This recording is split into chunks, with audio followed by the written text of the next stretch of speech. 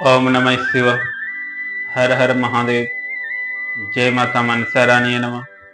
जय मां मातंगे नमः। जी हाँ, मेरे शिव पुराण कथा सुनने वाले सभी माता बहनों को सहने भरा नमस्कार। हर हर महादेव। जगदम्बा पार्वती माता की, मातंगी माता की, गुरुदेव भगवान की। मेरे भक्तों, आज हम फिर शिव पुराण कथा की ओर चलते हैं कि आज का विषय ये है मेरे भक्तों, साध्य साधन आदि का विचार तथा श्रवण कीर्तन और मनन, इन तीनों साधनों की श्रेष्ठता का प्रतिपादन। इसका हेडलाइन ये है मेरे भक्तों। इसके बारे में आप सभी को विस्तार से शिव पुराण कथा श्री भक्त महाराज की ओर से आप सभी को सुनने को मिलेंगे मेरे भक्तों। तो जब भी हमारे प्रोग्राम को पहली बार देख रहे हैं मेरे भक्तों, तो हमारे प्रोग्राम को सब्सक्राइब कर दीजिएगा और घंटे वाले बटन पे प्रेस करेंगे ताकि आपको डेली शिव कथा पुराण कथा सुनने की जानकारी आप सभी को मिलते रहेंगे मेरे भक्तों। तो चलिए विषय की ओर चलते हैं मेरे भक्तों। जो भी माता बहने शिव पुराण कथा सुनना चाहते हैं तो एक बार हर हर महादेव का नाम उच्चारण अवश्य लें और गुरुदेव भगवान का नाम भी उच्चारण लें मेरे भक्तों। मेरे भक्तों, व्यास जी कहते हैं, व्यास जी क्या कहते हैं विस्तार से समझिएगा मेरे भक्तों। सूतक जी का यह वचन सुनकर वे सब महर्षि बोले, अब आप हमें वेदांतर सर्वस्वरूप अद्भुत शिव पुराण की कथा सुनाइए। शिव कथन सर्वयज्ञ की कथा सुनने को व्यास जी ने कहते हैं मेरे भक्तों। सूतक जी ने कहा, आप सब महर्षिगण रोग शोक से रहित कल्याण में भगवान शिव का स्मरण करके पुराण पूर्वक शिव पुराण की जो वेद के साथ तत्व प्रकट हुआ है कथा सुनिए। और शिव पुराण भक्ति, ज्ञान और वैराग्य, इन तीनों का प्रतिपूरक गान किया गया है और वेदांत सद स्तु का विशेष रूप वर्ण है। इस वर्तमान काल में जब सृष्टि कर्म आरंभ हुआ था मेरे भक्तों, तो उन दिन 6 कुल के महर्षि परस्पर वाद विवाद करते हुए कहने लगे, अमुक वस्तु सबसे उत्कृष्ट है और अमुक नहीं है। इनके इस विवादों ने अत्यंत महान रूप धारण कर लिया था मेरे भक्तों। वे सब अपनी शंका के समाधान के लिए सृष्टिकर्ता अविनाशी ब्रह्मा जी के पास गए और हाथ जोड़कर विनय भरी वाणी में बोले, प्रभु आप संपूर्ण जगत को धारण पोषण करने वाले तथा समस्त कारणों के भी कारण है। हम यह जानना चाहते हैं कि संपूर्ण तत्वों परे पुराण पुरुष कौन है। ब्रह्मा जी के पास सभी गए, सभी आपस में नहीं होते मेरे भक्तों। हमारे गांव ग्राम में ये बड़ा है वह बड़ा है, तो सभी इंसानों के मन में भेद चलने लगे, शंका होने लगे, अगर इस दुनिया का उत्कृष्ट व्यक्ति कौन है तो चलिए जो सृष्टि करता है उसी के पास चलते हैं।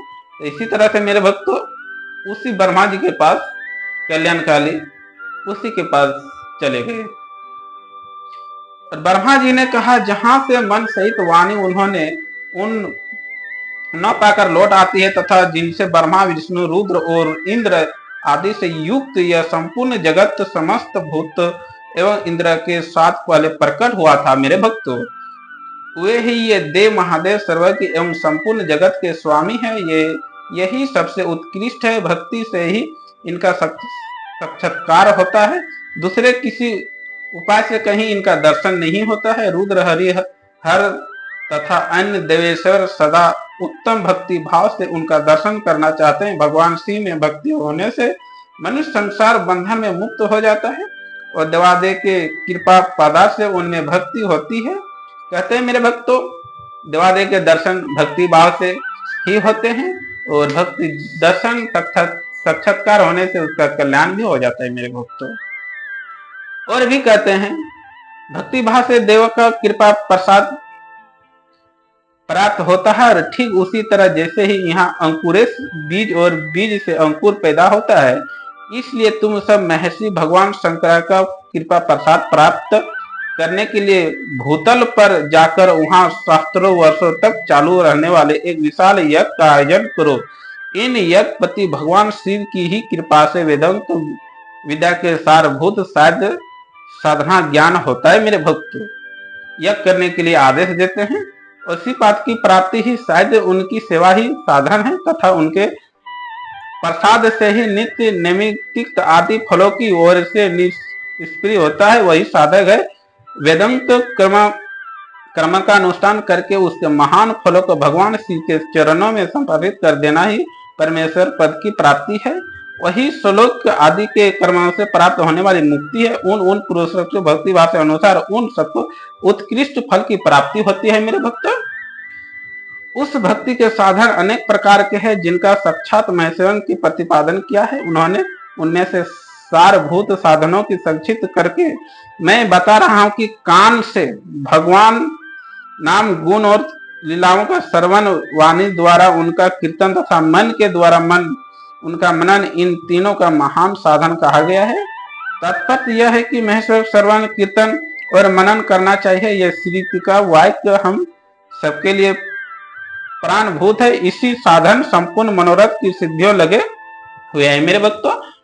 और आप लोग परम साधन प्राप्त हो, लोग प्रत्यक्ष वस्तु को आंखों से देखकर उसमें परिवर्तित होते हैं, परंतु जिस वस्तु का कहीं भी प्रत्यक्ष दर्शन नहीं होता है उसे सर्वनेन्द्रिया द्वारा जान सुनकर मनुष्य उसकी प्राप्ति के लिए चेष्टा करता है। अतः पहला साधन श्रवण ही है। उसका द्वारा उनके गुरु के मुख से तत्व सुनकर श्रेष्ठ बुद्धि वाला विद्वान पुरुष अन्य साधन कीर्तन एवं मन की सिद्धि करके कर्मशः मनन पर्तन इस साधन की अच्छी तरह से साधना करने से मेरे भक्त हो लेने पर उसके द्वारा सोलक आदि से कर्म से धीरे धीरे भगवान शिव का सहयोग प्राप्त होता है। पहले सारे अंगों का रोग नष्ट हो जाते हैं, फिर सब प्रकार लौकिक आनंद भी विलीन हो जाता है। भगवान शंकर की पूजा, उनके नामों के जप तथा उनके गुण रूप विलास और नामों की युक्ति प्राण चित्त के द्वारा जो निरंतर परिशोधन या चिंतन होता है उसी का मनन कहा गया है। वह महेश्वरी कृपा दृष्टि उपलब्ध होता है, उसे समस्त श्रेष्ठ साधनों में प्रधान या प्रमुख कहा गया। सुतक जी कहते हैं, मुनीश्वर इसका महत्व बताने की प्रसंग में आप लोगों के लिए एक प्राचीन वीरता का वर्णन करूंगा, उसे ध्यान देकर आप सुने। पहले की बात है, प्रशास मुनि के पुत्र और गुरु व्यास जी सरस्वती नंदी के सुंदर तट पर तपस्या कर रहे थे। एक दिन सूर्यतुल्य तेजस्वी विमान यात्रा करते ही भगवान सतपुर वहां जा पहुंचे। उन्होंने मेरे गुरुदेव वहां देखा और उनमें से मगन थे। इतना कहने का मतलब यह है मेरे भक्तों, जो भगवान का भक्ति भाव नाम जब तब कीर्तन करते हैं, कानों से सुनते हैं, उसका सभी प्रकार से रोग मुक्त हो जाता है और सीधाम की प्राप्ति हो जाती है मेरे भक्तों।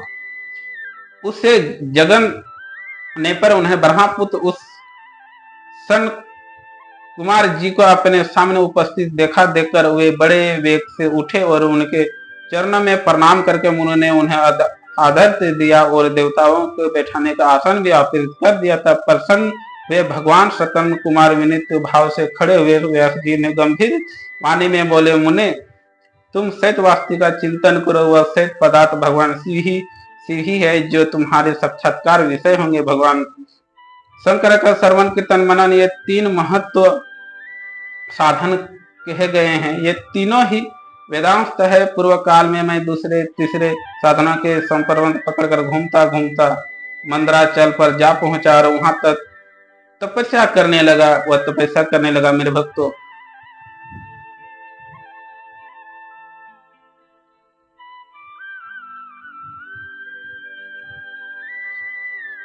करने लगता अंत पर महेश्वर शिव की ज्ञान से भगवान नंद किशोर वहां आए। उनकी मुझ पर बड़ी दया थी। वे सब के साक्षी तथा श्री गणों के स्वामी भगवान नंद किशोर मुझे स्नेहपूर्वक मुक्ति का उत्तम साधन बताइए हुए बोले, भगवान शंकर का श्रवण कीर्तन और मनन ये तीनों साधन वेदांत है और मुक्ति के साक्षात कारण ही। यह बात स्वयं भगवान शिव ने मुझे कही है। अतः ब्राह्मण तुम श्रवण तीनों साधनों का ही अनुष्ठान करो। व्यास जी बारंबार ऐसा कहकर अनुगामी हो सहित ब्रह्मपुत्र सनक तो कुमार परम सुंदर ब्रह्मा धामों चले गए। यह कहकर उसने कहा, मेरे भक्तों कि हमें मुक्ति और कल्याण कैसे होगा। तो उसने कहा, शिव का भजन कीर्तन भक्ति भाव करने से सीधा आपको प्राप्ति हो जाएंगे, मुक्ति हो जाएंगे और वहां से वह ब्रह्मा लोक को प्रस्थान हो गए मेरे भक्तों।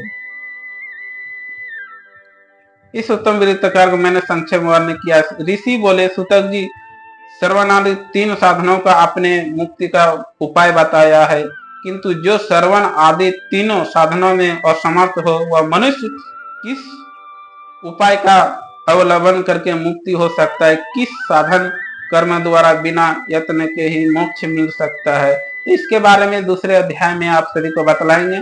इसने कहा, फिर सवाल करता है कि जो भक्ति, कीर्तन, सत्संग, नाम उच्चारण से अगर विलंब रहे, ये सब असमर्थ रहे करने में, तो उसका चौथा उपाय, तीसरा उपाय बता दें, चौथा उपाय क्या होगा जो हमें कल्याण होगा। तो इसके बारे में चौथा उपाय क्या होगा, तो इसके बारे में अगले अध्याय में आप सभी को बताएंगे मेरे भक्तों। तो श्री धाम ब्रह्मा लोक ब्रह्म देवता चले गए, तो इसीलिए मेरे भक्तों आप सभी मातागण एक बार सभी ब्रह्म देवता का नाम उच्चारण करेंगे। ओम ब्रह्म देवताय नमः, ओम ब्रह्म देवताय नमः, ओम ब्रह्म देवताय नमः। हर हर महादेव। मातंगी माता की, जगदम्बा पार्वती माता की, गुरुदेव भगवान की। भक्तों, मिलते हैं नेक्स्ट श्री कथा प्रोग्रामों में। इस प्रोग्राम में इजाजत दीजिए। ओम नमः शिवाय।